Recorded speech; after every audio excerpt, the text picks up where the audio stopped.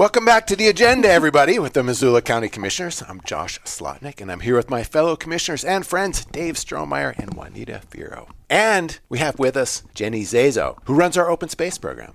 Welcome, Jenny. Thank you. I'm excited to be here. Why don't you start by just giving us a little biographical sketch of where you've come from to get to this very esteemed position that you're in today?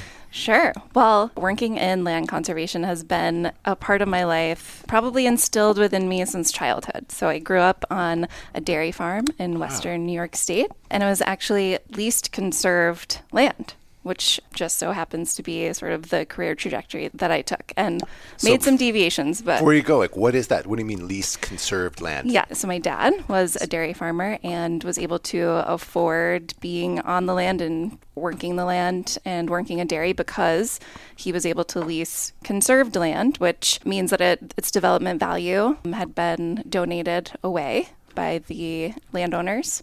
And therefore, we were able to be there, and we grew sweet corn and other sort of veggies. We had a lot of pasture land, forested land, where it was open for public hunting access. So it was just an incredible place to grow up because of all of those things. And flash forward now, I'm able to go back 40 plus years later, and I still see it teeming with wildlife. I still see the local schools come and hunt for fossils. There was a gully on the property that has all of these fossils, and I took school trips there, and now school trips still happen there. And so it's just always been a part of my life to understand the community benefits of opened and conserved land. Wow. It's a great living story there, and So you got out here to Montana somehow. I did. Yes, I got out here to Montana. Montana, this is the place to just enjoy open spaces and recreation. I did work for Land Trust out east, and then came here and worked at Five Valleys Land Trust and at Farm did you Connect. Think of that? Like, why Montana? Sure. You could have been anywhere in the West. Yeah, so I have a bit of a story there. So my fiance, who I met in Vermont when I was living there, really wanted to be a wildland firefighter. And so he came out west and was on the Lolo hotshot crew here. And we were making a life out here, and I was just about to move out here. We obviously loved it. We had tons of plans. We both loved to fish. We both loved to hike, to hunt, to recreate. Unfortunately, he lost his life fighting fires when he was on the Lolo hotshot crew in 2016. So I ended up staying a little bit longer in Vermont, but I still wanted to come out here and to sort of have our adventures and be out in this magical space. And so I decided to come out here and first worked for the Wildland Firefighter Foundation. So it took a step away from land conservation, but always just kept calling me back. And so that's sort of where I decided to work for Five Valleys Land Trust, for Farm Connect Montana, working in farmland conservation. And so I'm raising a family here now. I have a 3-year-old, really excited to be sort of hyper locally focused on open lands at Missoula County as open lands manager. Oh, fantastic. Yeah. We're glad to have Yeah, you. thanks. That's an incredible story. It's a great story. Yeah. So a tough road, but happy to be here. I'm really happy to be here. We're really happy you're here, too. Thank you. So we have this open space bond program. Yes. Can you describe exactly what that is? Sure. So the most rewarding part of my job is administering the open space bond program for the county. I thought she was going to say doing a podcast with the county commissioners. Also this. Okay. I mean, this is Number new. 9. I'll let you know how it is after. Okay. Yeah, so Missoula County voters approved a total of $25 million in open space bond funding, both with a 2006 open space bond for $10 million and in 2018 another $15 million. And so those funds are split between the city and the county. Our county open space funds really focus on more of the rural areas of the county. So you'll see a lot of the ag land projects and other things, but also a lot of public access projects as well, which we'll hopefully be able to get into a little bit more specifically. So those bonds are established either purchase open lands, fund conservation easements or other legal interests in land, or make improvements to publicly accessible lands. And they have to, and this is the voter-approved language, I think it's really important for everybody to know, those projects have to meet the following goals: for conserving, enjoying, and enhancing open space land, including public access, conserving agricultural lands, fish and wildlife habitat, and rivers, lakes, and streams, and protecting scenic views and making improvements to open space lands. So super important that those criteria are out there. One little jab we get often enough is when people recognize a real problem out there in the community.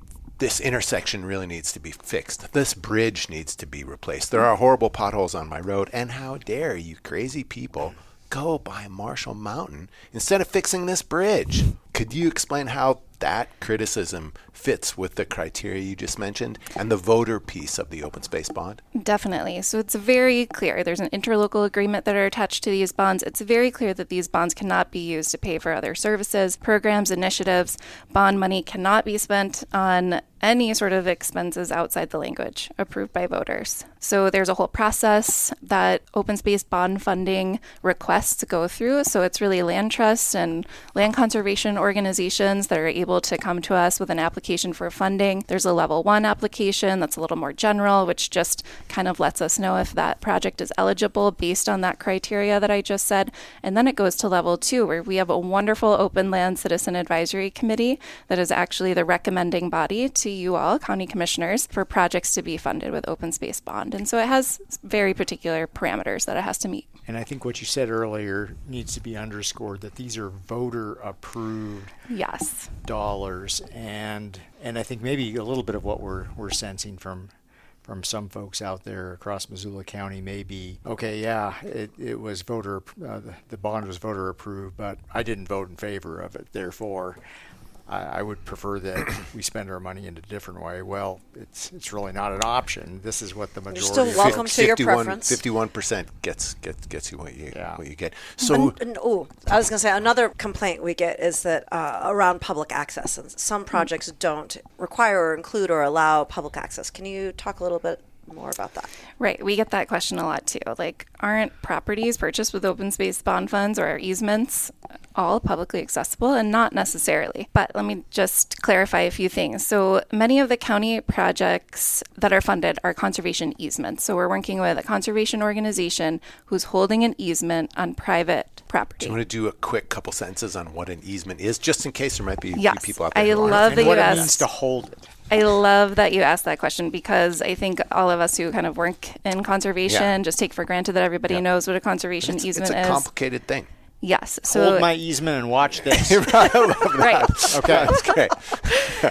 Okay, so a conservation easement is a legal agreement that protects land from certain types of development while allowing the landowner to still continue owning and living on the property. So think of it as separating the ownership of land from the right to develop it in certain ways, however that is prohibited in the conservation easement. That could be no subdivision, no commercial development, no houses, things like that. What you're saying then is these conservation easements are very custom done. Yes. It isn't one conservation easement. That's how it is for everybody. Right. So the landowner still owns the property. They can farm it, they can ranch it, they can use it for other permitted purposes as it's outlined in the conservation easement. They can pass it on to their children. The restrictions that are set in place by the landowner who puts the easement on their property, though, that is in perpetuity, that those are the restrictions that will run with the property forever. So that's an important piece. But that landowner at the time, he or she might know that they're passing it on to the next generation and decide to put a building envelope on the property, which means they've excluded one home site. That home site is the only other place that they'll ever be able to build something. Maybe there'll be an exemption for agricultural buildings, things like that. So it is customizable. Great. Yeah. So how about the cost? Generally speaking, what's the cost of a conservation easement relative to the development value And of the property? That really changes over time. I mean, we're seeing now that it really depends on the market value of properties and what the trends are. In the past, your developable value, people were able to realize a large difference between what the property would be worth with a conservation easement on it where they couldn't develop versus what it would be Full if you development value. could do full development value. Now we're seeing a lot of people who, come to Montana for our open space, and the difference between that developable value and what people are willing to pay just is not as large. So right? there's somebody out there looking So for it's a variable. 300-acre estate. They don't care about develop. They're not going to develop it anyway. Right. They may find the value is so wonderful because it has the conservation easement on it, which is great. But I think when it comes to landowner benefits, so landowner does get federal income tax benefits from putting an easement on their property. But what that looks like and what value they're able to get, or sort of how the easement is valued, even those developable rights can vary very differently depending on where you are in the county, where you are in the country, and also just real estate trends. So who decides about those values? So an appraisal has to be done, which is a big cost when you're doing a easement transaction. That's one of the things that open space bond funds can be used for, those transaction costs. An appraisal really tells you kind of where you're at and kind of helps to come up with that formula for easement valuation. So I often think of Missoula County as being an innovator, dare I say, at the tip of the spear, but Formerly known as. in the case at hand today, with this conversation with conservation easements and such, are there other places around Montana doing similar things? Where do we kind of stack in the grand scheme of things? Sure. Yeah, I did a little digging into this recently, actually. So open space bonds and or levies, there are different ways in which counties are Might have to explain those. funding conservation projects, but they're common enough to be a well-established local government tool while still being far from universal across the United States. And so where you see open space bond funding, it's really concentrated in states and communities that have a high land stewardship ethic. They're funding land conservation. They have a history of it. And so Montana, that's deeply rooted, right? And so right here, I would say locally, Missoula, Ravalli, and Gallatin counties all have mechanisms that are voter approved, whether it's bonds or levies, and established and used open space bond funding available for projects. I did look because the Trust for Public Land is a really well-recognized national conservation organization. They actually do every year they're tracking local conservation ballot measures, and I just thought it would be interesting to look. So for 2025, there were 35 ballot measures nationwide that sought public funding for conservation and parks, and 33 of them passed. So that's almost all of them, other than 2. So that's about $2 billion just in 2025 that were voter approved passed. And so, that fluctuates, that goes up and down over time, but Montana is consistently voting yes. That's amazing. So how we talked a little bit earlier about holding a conservation easement. And there are different organizations that seem aligned with different priorities, whether it's maybe more interested in wildlife habitat, grizzly bear habitat, ag. What does that look like in terms of the involvement of a Five Valleys Land Trust or some other organization? What do they do?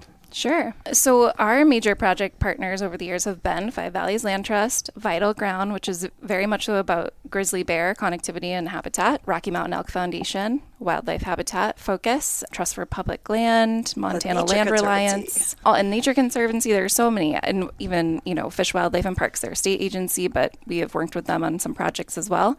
And I think it's all about, all of these organizations do strategic planning and prioritization, and sometimes they're going for big wildlife connectivity corridors, or their mission is for wildlife connectivity. Some are specializing in big ag ranch land. So they're conservation. They're putting the project together. Yes. And then my understanding from watching on the sidelines a little bit is that there's monitoring that then goes on after the fact. Yes. So the conservation partner who is holding the easement for any of our open space bond projects, so they are committing and signing up to stewarding that property in perpetuity forever. That's a huge lift for them. And so along with that, they need stewardship funding. They have, a lot of mechanisms to do that, and open space bond dollars can go towards stewardship as well.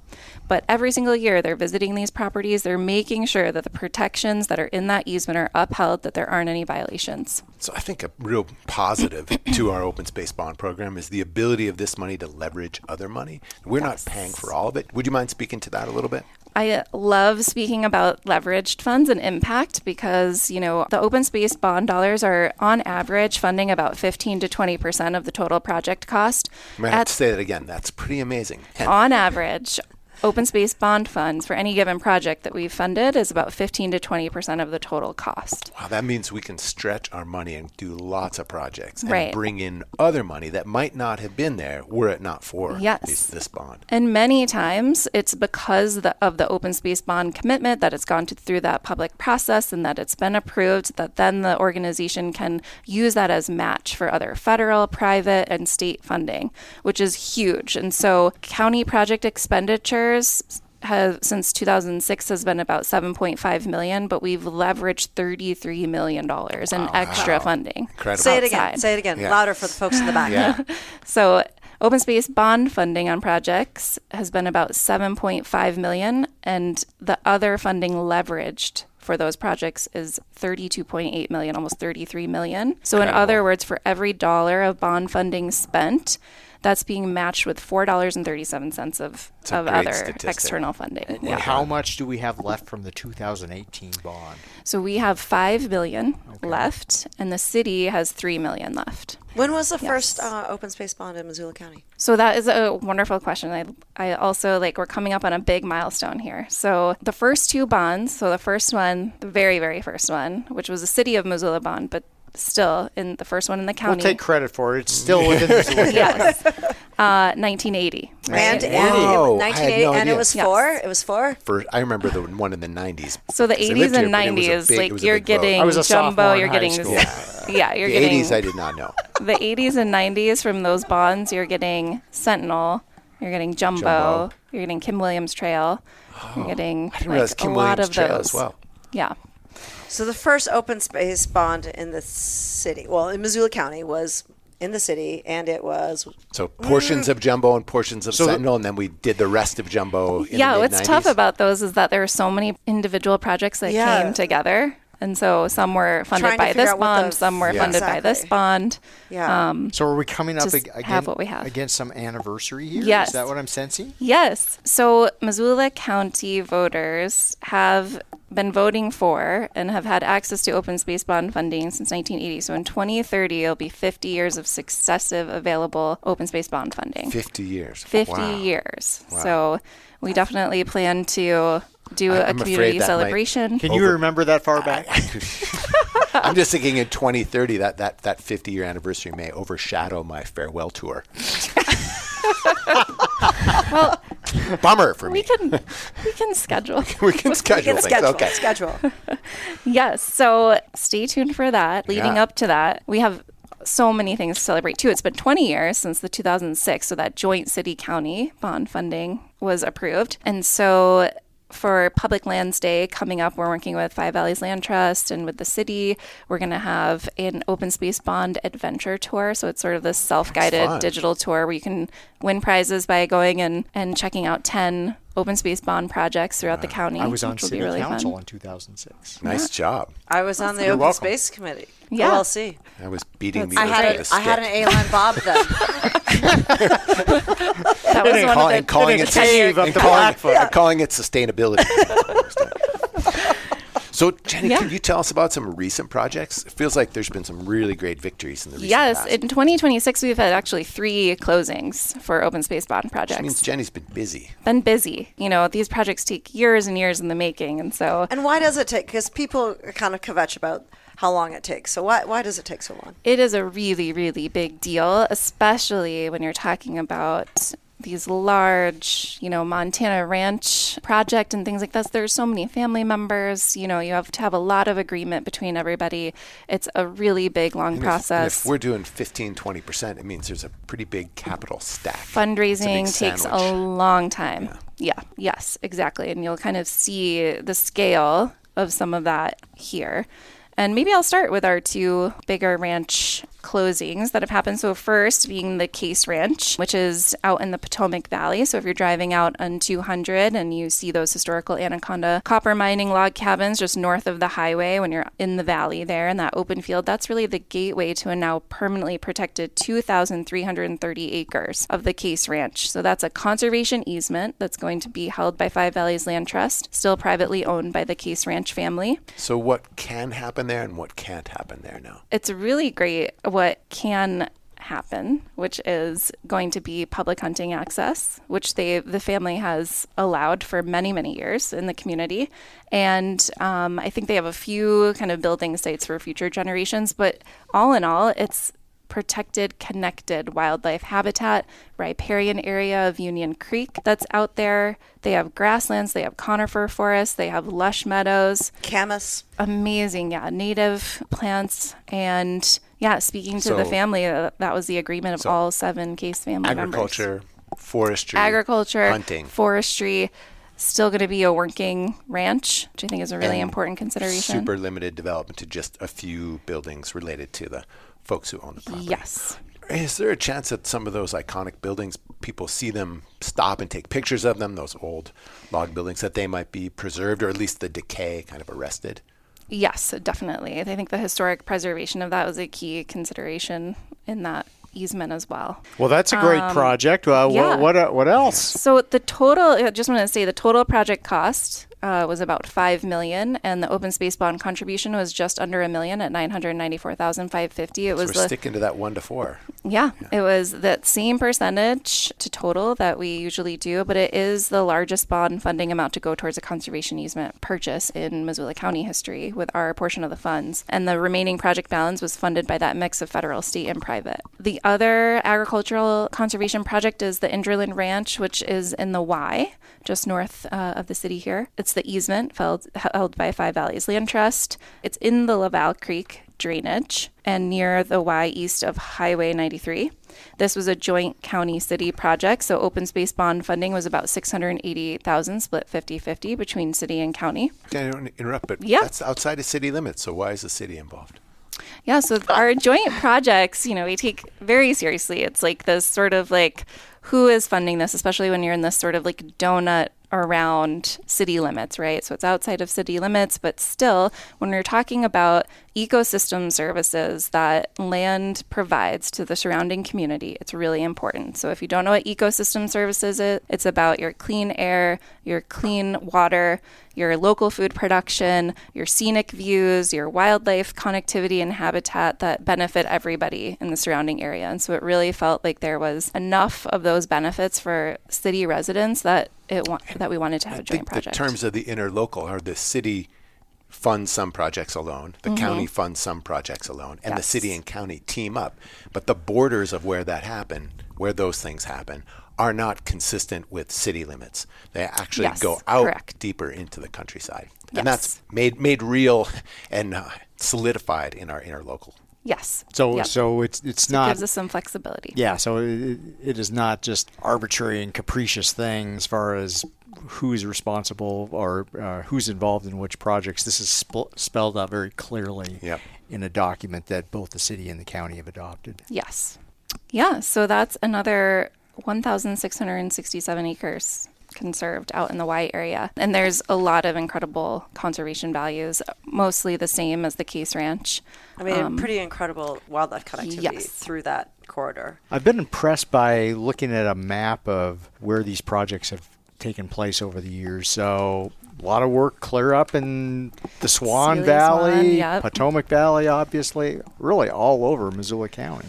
Yeah, in Missoula County, and a lot of these, where you're not seeing public access, I think, just to speak a little bit to how important Missoula County is to wildlife connectivity, is that we are in an internationally recognized wildlife corridor that takes animals from Canada all the way down through Yellowstone, and we are right in the middle of that. And so we're the glistening jewel in the crown of the continent. We are a glistening jewel. That's great. Yes. One of the last remaining intact ecoregions on the planet. Yes. Yep. Well said.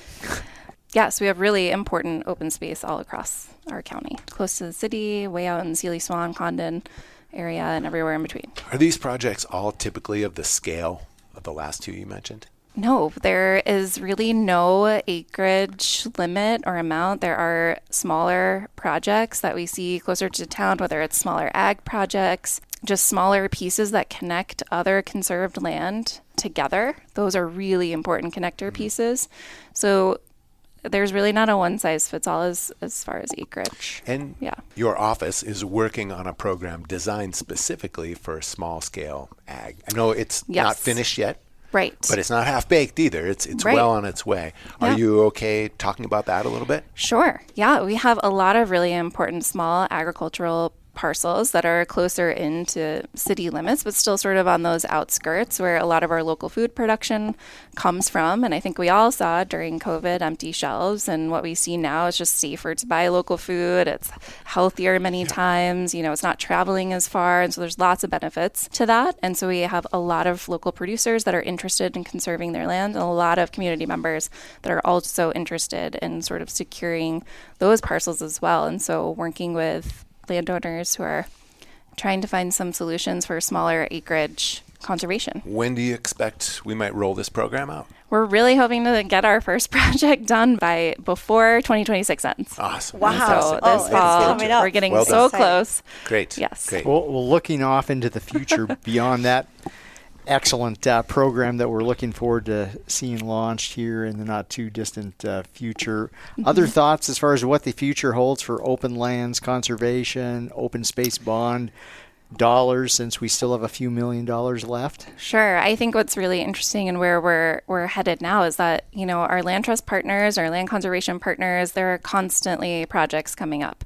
There is still a lot of land to be protected. There's a lot of conservation values to be considered here in Missoula County. And so with the amount that we have left, there's some really big projects out there that it could be one project, and that would be our balance, or there could be a lot of smaller ones that come up, and we're really just, like I said, just working with those landowner families and working with the funding stacks, and all of that takes so much time. And so I think it's really important for us to, as a community, is looking ahead and thinking about how we're funding open space protection in the future when those bond dollars. Do you think things have become more difficult in this era for the world of land conservation, given that real estate values are so high? Or maybe on the other side, this open space bond isn't new. Talking about the value, the conservation values, ecosystem services, these things aren't new either. There's a lot more recognition now of why these things are valuable. And we have this red hot real estate market that just doesn't seem to want to slow. So compared to a few decades ago, where do you think we're at?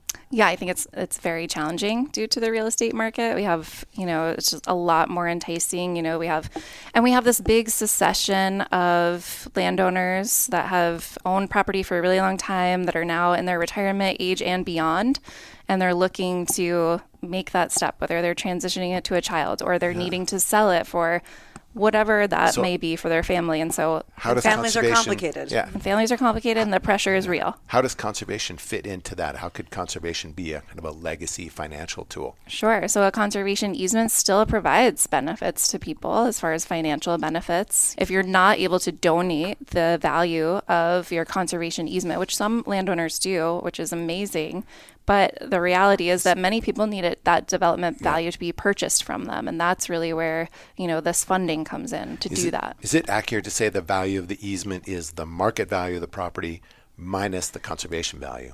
Yes. And what's left is the value of the easement, which on some of the tracts of land you're talking about could still be really substantial. Right. In a sense, landowners or their children or their heirs could receive a good chunk of the money that would have come from sale without actually selling and maintaining this property in perpetuity in the way that most of them have come to love. Right. Well, I think in some cases we've even seen some property owners donate a portion of that easement value. Yeah. Right.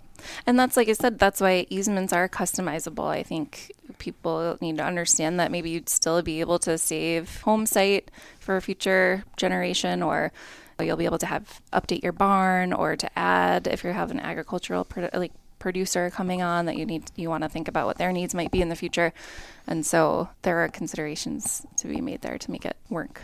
What's allowed the conservation ethic, or what's allowed conservation easements to do so well in Montana? Like, you look around the country, and we've conserved a lot in Montana, and especially here in western Montana, or here in the Blackfoot watershed. It's pretty significant. What do you think allows for that? Do we do better than like Utah or Idaho or Colorado? Well, I'm so biased, but I do think that it's deeply rooted in Montana culture to love open space, to recreate in open space, and I think it's tied to our economy as well. People come to Montana because of the open space, the open spaces, the view shed, the recreation. And so I think not only is it deeply rooted as a land ethic for Montanans to protect open space and wildlife and working lands and all that comes with that, but also it's, I think, built into our economics as a state as well. Well, politically, I would also just throw in, and this sounds like maybe we're tooting our own horn a little bit, but I think it has taken here in Missoula County the fact that we've had governing bodies, the city of Missoula, county commissions who preceded all of us sitting here, who've been willing to put this on the ballot in the first place, because you could and equally citizens who vote for this. Well, and that's the other piece of the equation. But even to get to that point, I think our predecessors have eliminated a stumbling block by making it easy to get it on the ballot out in front of folks. Yeah. I also want to add that given that this is a voluntary thing, this kind of rhymes with another deeply held value in Montana, which is around private property. Mm-hmm. This further deepens the respect we have for private property. That's so well said and so important. That you own the land, as the Inderlands and the Case families, they can decide if they want to do this with their property or not. It's not the government telling them to, or it's also not the government depriving them of that possibility. Yes, I think it is so important to remind everybody that the commitment, the voluntary commitment that these landowners have made to protecting. And as Dave was saying, some families choose to donate, some don't. It's really up to the landowner. Yes. Yep. I think they drive the process, and there's a lot of support in our county for them, for those people that are making those decisions. In Montana, one of the reasons this continues to be a tool available to people is because it's so based in private property. Definitely, 100%. Oh, let's do the newest one. Yes. Oh, shall we talk about the newest conservation? Thank you. I was like, there's something the newest in here. Open space project. Yeah, so this closed on Friday of last week. Oh, breaking news. So it's very exciting. So this is now called the Bonner Ridge project. So it's an acquisition. It's a land acquisition. So not an easement yet, although it will be protected by an easement in the future. Five Valleys Land Trust is buying 242 acres, has bought as of Friday, in part supported by open space bond dollars. So it's situated when you're going out to Bonner from Missoula. It's sort of like part of that scenic gateway when you go out there, the forested mountainside there. It is adjacent to an existing Five Valleys conservation easement known as the Bee Hill property, if anybody knows that one out there. It also has adjacency. There's a large bee on it, in case you're wondering. Yep. It's not B-E-E Hill. It's yes. B for Bonner Hill. We like to mark our hillsides. Yes, we do. It's part of the literacy project. LM, and it goes right down the valley. But we ran Kids out of learn money, so easier here. They Yeah, had we ran to out of start in money. the middle of the alphabet. No, it's tough. It's tough. Funding runs out. You just got to roll with it. Additional adjacent lands to that is Milltown State Park to the north, and then Nature Conservancy checkerboard property as well. And it's a critical wildlife corridor. There's going to be public access for recreation and hunting there. So it's really exciting to have that one closed. Does that mean at some point somebody could walk on a trail up Bee Ridge and up the Blackfoot? I don't know too how much in the way. I don't know how far up, but there are now like 3 connecting publicly accessible I know, parcels. I'm it's really that checkerboard. How far does that wondering checkerboard? yeah. Like how far can you go? Yeah, there's those Montana legacy Yep. lands up there. But you can.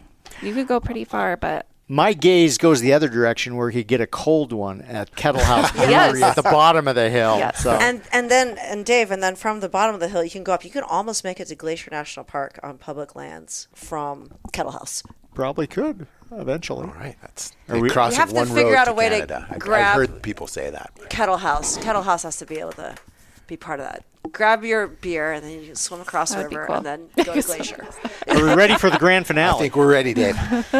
Oh my gosh, yes. So, as scintillating as the content of these podcasts always are, we also try to have a capstone at the end and leave our guests with a little bit of inspiration, perhaps. So is there something that has inspired you, Jenny, recently, whether it's a good book, some bit of culture, something you've seen or read? well, I am an avid reader. I read so many books, but there is one that really has stood out to me, and it talks about land conservation in the West.